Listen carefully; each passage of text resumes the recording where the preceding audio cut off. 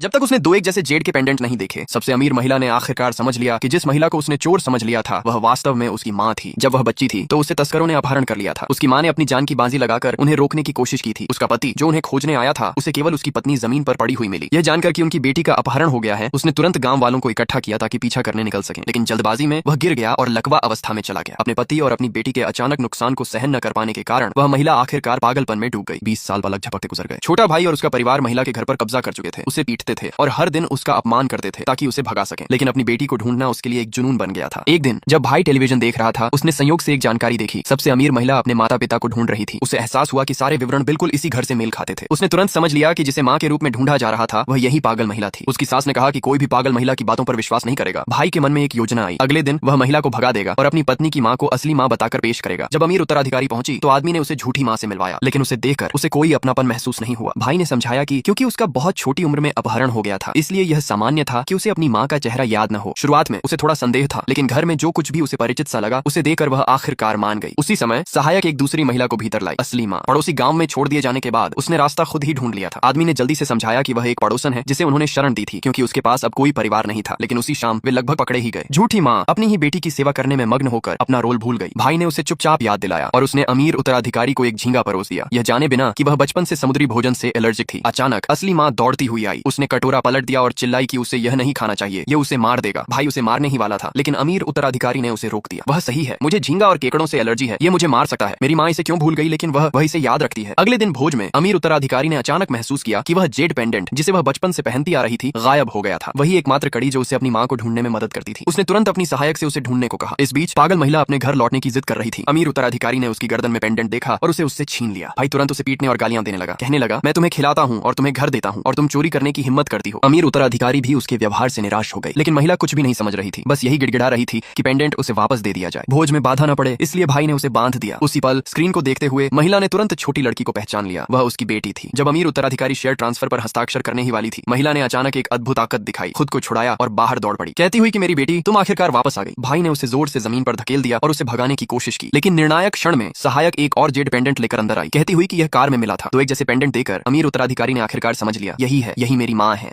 जब से वह गर्भवती हुई है, महिला को हर कदम पर किस्मत मिलती है। हालांकि उसके पेट में बच्चा उसे इतनी किस्मत देता है, उसके पति और उसकी सास उसे इसलिए तुच्छ समझते हैं क्योंकि वह एक लड़की की उम्मीद कर रही है और सीधे तलाक की मांग करते हैं। उसे गर्भपात करना होगा क्योंकि उसके पति की सचिव पहले से ही एक लड़के से गर्भवती है, लेकिन उन्हें नहीं पता कि जिस छोटी लड़की को वे ठुकराते हैं वह वास्तव में धन की देवी है। स्वर्गीय लोक में लंबे समय तक काम करने के बाद वह थक गई थी और एक अमीर वारिस की तरह जीने के लिए पुनर्जन्म लेने का फैसला किया। उस क्षण उसकी शक्तियां जाग जाती हैं। अपनी माँ के गर्भ से वह उससे बात करती है, कहती है, माँ उसे तलाक ले लो, मैं तुम्हें दुनिया की सबसे अमीर महिला बना दूंगी। हालांकि महिला निश्चित नहीं है कि बच्चा सच बोल रहा है या नहीं। वह साफ मना करती है कि कोई भी उसके बच्चे को नुकसान पहुंचाए, इसलिए वह मौके पर ही तलाक के समझौते को फाड़ देती है और घोषणा करती है, तलाक ठीक है, लेकिन मैं इस बच्चे को रखूंगी। गुस्से में पति उसकी सभी बैंक कार्ड ब्लॉक करने का आदेश देता है, ये सोचकर कि पैसे के बिना वह आखिरकार झुक जाएगी। लेकिन जैसे ही वह चला जाता है, बच्चा उसे एक दराज खोलने को कहता है। अंदर 67,000 यूरो हैं जो उसने बचा कर रखे थे। बच्चे के मार्गदर्शन में वह सब कुछ एक ही स्टॉक में निवेश कर देती है। जब उसके पति को यह पता चलता है, वह उसका मजाक उड़ाता है, लेकिन अगले दिन स्टॉक मार्केट खुलते ही वे 1 लाख यूरो रातों रात 2 लाख बन जाते हैं। केवल 3 दिनों में माँ और बेटी 5 लाख यूरो कमा लेती हैं। बाद में बच्चा एक टेक्नोलॉजी कंपनी को पहचानता है जिसका स्टॉक केवल 15 दिनों में 100 गुना हो जाएगा, लेकिन उसके पास पूंजी की कमी है, इसलिए महिला अपने पति द्वारा दिए गए गहने बेचने का फैसला करती है। उसके आश्चर्य के लिए जौहरी उन्हें वापस खरीदने से मना कर देता है, बताता है कि उन पर सीईओ का पारिवारिक प्रतीक है और कोई भी उन्हें लेने की हिम्मत नहीं करता। वास्तव में पति ने पहले ही उसके बाहर निकलने के रास्ते काट दिए थे। उसी समय पति सामने आता है और उसका मजाक उड़ाता है, क्या तुम सच में सोचती हो कि तुम मेरे बिना पहले की तरह जी सकती हो? वह आत्मविश्वास से जवाब देती है, मैं कचरा फेंकने आई हूँ। फिर वह सारे गहने कूड़ेदान में फेंक देती है। फंड जुटाने के लिए बच्चे के मार्गदर्शन में वह कीमती पत्थरों की नीलामी में जाती है, लेकिन वह फिर से पति के परिवार से टकरा जाती है। रखेल एक लड़के से गर्भवती सास द्वारा परिवार की किस्मत की देवी के रूप में सराही जाती है। वे अनदेखा करते हैं कि यह सारी किस्मत वास्तव में महिला के बच्चे से आती है। महिला बहस करने की परवाह नहीं करती और नीलामी हॉल में प्रवेश करती है। पहली वस्तु बिक्री के लिए रखी जाती है। रखेल उत्साह से दावा करती है कि उसके बच्चे ने उसे संकेत दिया। सास एक जेड मिस्ट्री बॉक्स के लिए 1 मिलियन यूरो की बोली लगाती है। खुलते ही पत्थर उच्च गुणवत्ता वाला जेड दिखाता है जिसकी कीमत 2 मिलियन यूरो है। सास विश्वास कर लेती है कि रखेल किस्मत लाती है। गर्व से रखेल महिला का मजाक उड़ाती है। अचानक एक काला पत्थर नीलामी में रखा जाता है जिसकी शुरुआती कीमत केवल 100 यूरो है। सब लोग हंसते हैं, उसे बेकार कचरा मानते हैं, लेकिन यह पत्थर वास्तव में करोड़ों का है। महिला तुरंत हाथ उठाती है और 50,000 यूरो की बोली लगाती है। रखेल उसे अपमानित मेहनत करने के लिए सीधे 5 लाख यूरो कर देती है। महिला 6 लाख यूरो की बोली लगाती है, यही उसके पास सब कुछ है। ये देखकर कि उसके पास पैसे खत्म हो गए हैं, रखेल 2 मिलियन यूरो का ऐलान करती है, लेकिन बच्चा कहता है माँ डरो मत, मुझ पर भरोसा करो। महिला अब हिचकिचाती नहीं और 3 मिलियन यूरो की बोली लगाती है। पति गुस्से में है और वह उसके लिए भुगतान नहीं करना चाहता। रखेल फिर पत्थर महिला को देने का नाटक करती है। सब लोग सोचते हैं कि महिला मूर्खतापूर्ण प्रतिद्वंद्विता कर रही है, लेकिन वह तुरंत कहती है कि पत्थर काटा जाए। दर्शक चिल्लाते हैं जबकि वह शांत रहती है, और जिस पल पत्थर आखिरकार अपनी चमक दिखाता है, हर कोई स्तब्ध रह जाता है।